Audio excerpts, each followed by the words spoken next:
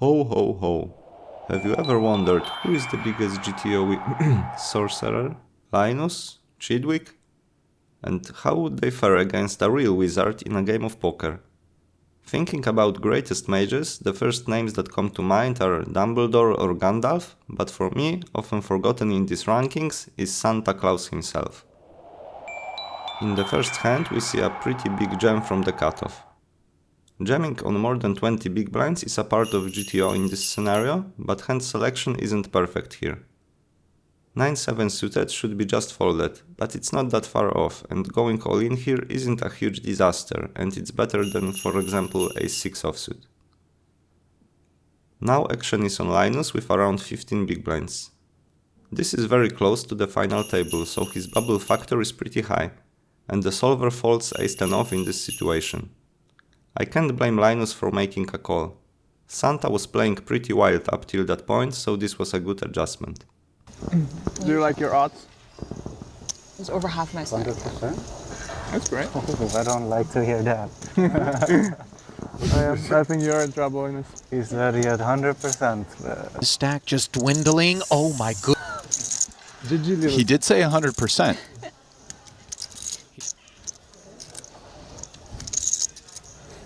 And it's sevens full. Runner, runner for Korzinin.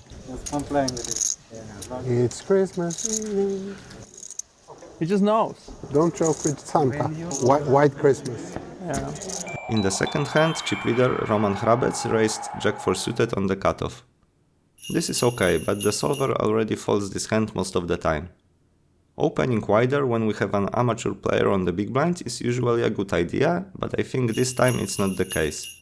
Santa was 3-betting quite a lot, so Roman should rather fold some more marginal hands. Santa liked his hand and pushed all in for more than 40 big blinds. This might look like another punt, but this is profitable play. It's not the best one, because calling and raising small both have a little bit better EV, but jamming is okay too. We can see that solver wants to push most of ace-deuce off.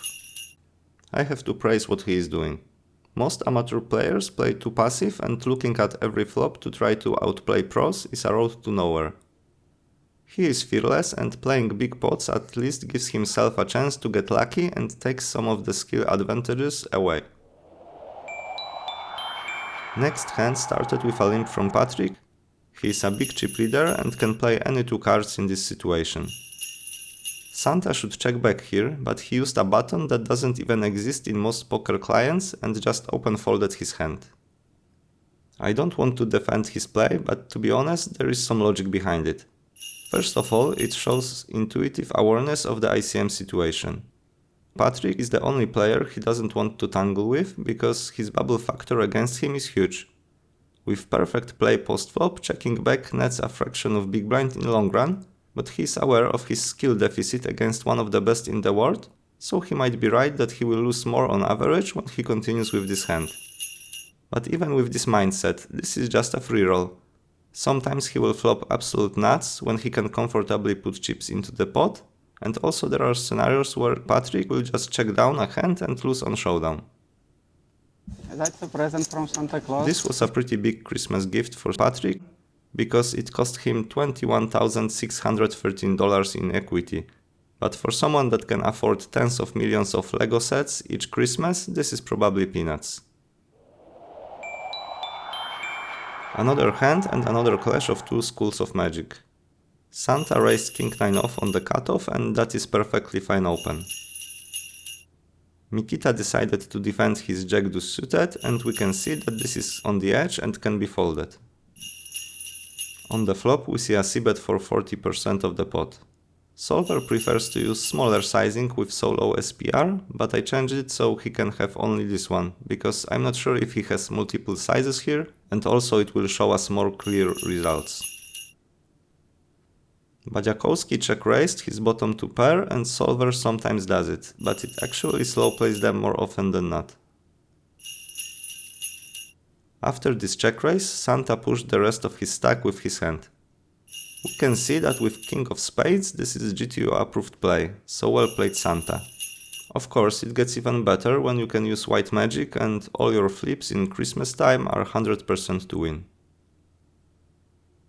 You have less. Less? Yes. No, 20 something. I don't have. I only have 100%. I don't have less. Maybe a little more. Less I don't understand. Vlad says he has 100%. Oh my gosh. In last hand we see a raise from Patrick and a 3-bet from the button. There is almost no flatting in that spot, so he got that right, but ace-9 suited is in an awkward situation. It's a little bit too good to raise fold and a little bit too weak to comfortably raise call. It's the hand that solver calls the most, mixing it with regems. After 3-bet, Patrick put the rest of his stack in, and this is the exact scenario we tried to avoid with ace-9 suited. Anyway, as played, this is an okay call. We can see that the solver calls all ace-10 suited and folds ace-8, so ace-9 as a hand in the middle will be around break-even. But if we can get ourselves into situations where we flip for many chips against one of the best players in the world, this is a great scenario for an amateur player. Now magic happens. And now the magic happens. According to Korzinin. 705 for a chop. There it is. Did he just script that?